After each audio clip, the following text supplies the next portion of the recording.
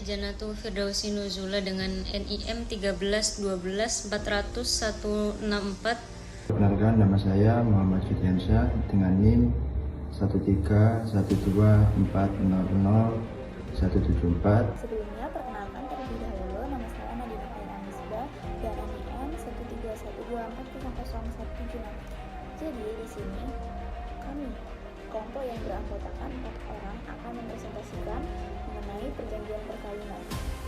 Di sini kami akan menjelaskan lebih rinci mengenai pengertian, cara membuat, dan keuntungan dari pembuatan perjanjian perkawinan.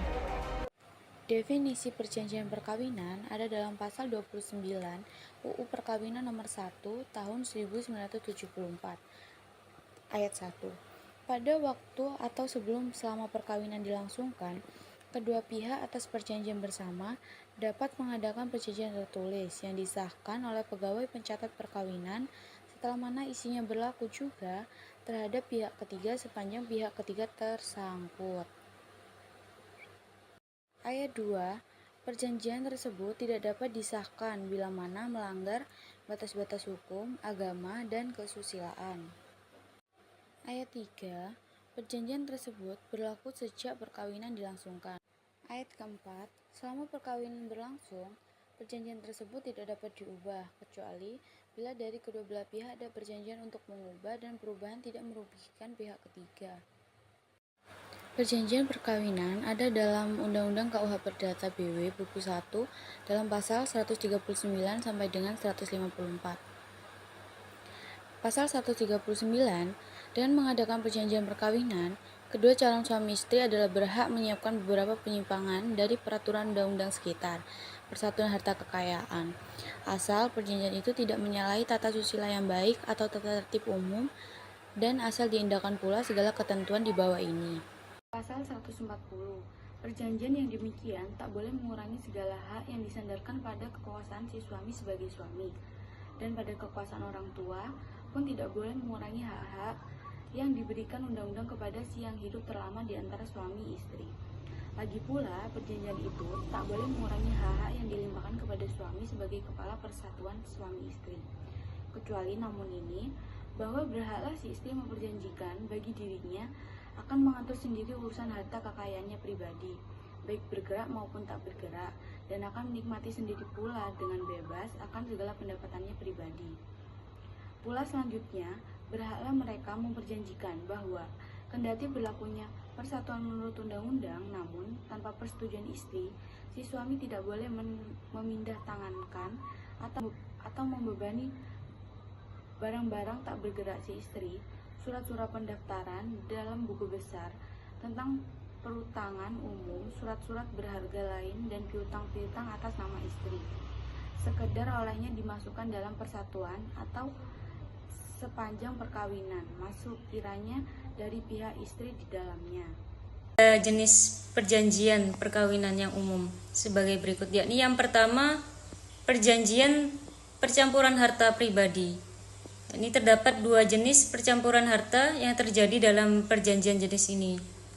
Yang pertama, percampuran harta pribadi secara menyeluruh yang meliputi baik harta pribadi sebelum dan sesudah perkawinan terjadi. Yang kedua, pencampuran harta pribadi terbatas, di mana calon mempelai dapat memilih apakah mencampur harta pribadinya yang didapat sebelum perkawinan ataukah hanya akan mencampur harta pribadi setelah perkawinan. Kemudian yang kedua, perjanjian pemisahan harta bersama. Jenis perjanjian ini menyatakan bahwa harta yang didapat oleh masing-masing suami dan istri selama perkawinan berlangsung akan dipisahkan seluruhnya. Akan tetapi, terhadap hal ini tidak mengecualikan kewajiban suami untuk memberi nafkah dan mencukupi kebutuhan rumah tangga. Kemudian yang ketiga, perjanjian tentang kewenangan mengadakan pengikatan hipotek. Dalam perjanjian pengikatan ini dapat disepakati bahwa masing-masing pihak dapat memiliki kewenangan untuk mengadakan hipotek baik atas harta pribadi maupun harta bersama. Kemudian selanjutnya, tujuan perjanjian perkawinan adalah untuk mengatur hak dan kewajiban kedua belah pihak, suami dan istri, dalam kehidupan rumah tangga, baik sebelum, selama, maupun sesudah perkawinan, khususnya terkait harta dan urusan finansial. Perjanjian ini juga bisa mencakup pengaturan hak dan kewajiban terkait anak, usaha, tempat tinggal, dan hal-hal lain yang tidak bertentangan dengan hukum dan kesusilaan. Beberapa tujuan umum dari perjanjian pranikah adalah, yakni yang pertama, melindungi hak dari anak-anak dari perkawinan sebelumnya. Perjanjian pranikah dapat memuat ketentuan mengenai hak dan kewajiban terkait dengan anak-anak dari perkawinan sebelumnya. Tujuan ini adalah untuk memastikan bahwa anak-anak tersebut tetap dilindungi secara hukum dan kepentingan mereka tidak terabaikan jika salah satu pasangan menikah lagi setelah perceraian. Kemudian yang kedua, mengatur pembagian harta. Perjanjian pranikah dapat digunakan untuk mengatur pembagian harta selama pernikahan dan dalam hal perceraian atau kematian salah satu pasangan. Hal ini dapat menghindari permasalahan yang mungkin timbul di masa depan terkait dengan harta bersama, warisan atau aset yang dimiliki oleh masing-masing pasangan sebelum menikah. Kemudian yang ketiga, menciptakan rasa aman dalam hubungan. Perjanjian pranikah dapat memberikan rasa aman dan kepastian bagi pasangan karena hak dan kewajiban mereka telah diatur dengan jelas sebelum pernikahan, yakni dapat membantu menghindari konflik atau perdebatan yang mungkin muncul di masa depan terkait dengan isu hukum dan finansial. Kemudian yang keempat, menjamin kondisi finansial pasangan setelah pernikahan. Perjanjian pranikah dapat memuat ketentuan mengenai dukungan keuangan atau pemisahan harta yang adil dalam hal perceraian atau kematian salah satu pasangan. Tujuannya adalah untuk melindungi kondisi finansial masing-masing pasangan dan memastikan bahwa tidak ada pihak yang dirugikan secara tidak adil dalam hal tersebut. Kemudian yang terakhir, yang kelima, menjamin kepentingan usaha masing-masing. Jika salah satu pasangan memiliki usaha atau aset yang signifikan sebelum menikah, perjanjian pranikah dapat digunakan untuk melindungi kepentingan usaha tersebut. Dalam hal perceraian atau kematian, perjanjian ini dapat menentukan bagaimana aset usaha akan diperlakukan atau bagaimana Oke, untuk selanjutnya syarat sah perjanjian perkawinan itu dibagi menjadi 5. Yang pertama, disepakati kedua calon pasangan secara sadar tanpa paksaan. Yang kedua, dibuat sebelum atau sesaat pernikahan berlangsung. Yang ketiga, tidak bertentangan dengan hukum, agama, dan kesusilaan. Yang keempat, dibuat secara tertulis di hadapan notaris. Dan yang terakhir atau yang kelima, dicatatkan di KUA atau kantor catatan sipil agar berlaku juga bagi pihak negara. Baik, berikutnya saya akan menjelaskan mengenai apa itu keuntungan dari membuat perjanjian perkawinan.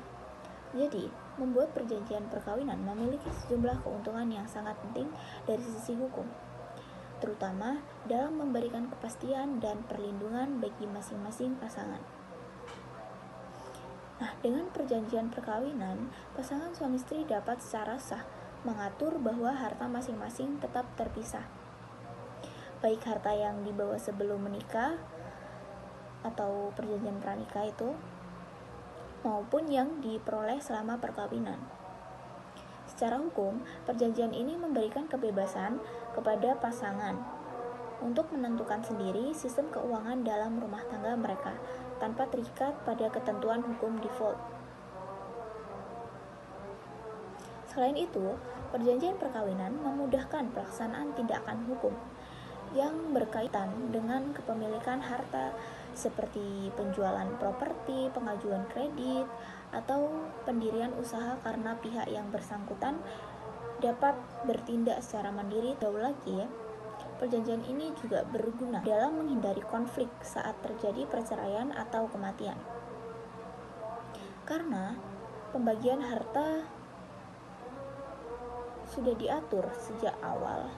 Jika dibahas lebih jauh lagi, perjanjian ini juga berguna dalam menghindari konflik saat terjadi perceraian atau kematian. Mengapa? Karena pembagian harta sudah diatur sejak awal secara jelas dan tegas. Hal ini mengurangi potensi sengketa, serta mempercepat proses penyelesaian hukum. Keseluruhan keuntungan ini menunjukkan bahwa perjanjian perkawinan bukan sekedar dokumen hukum atau kayak sekedar perjanjian aja, tetapi juga alat perencanaan yang bijak dalam membangun kehidupan rumah tangga yang sehat dan teratur secara hukum.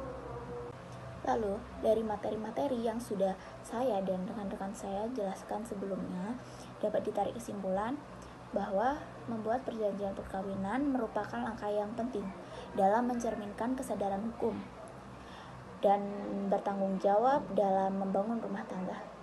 Nah, perjanjian ini tuh bukan semata-mata soal ketidakpercayaan, tetapi lebih kepada upaya untuk memberikan perlindungan dan kepastian hukum bagi kedua belah pihak.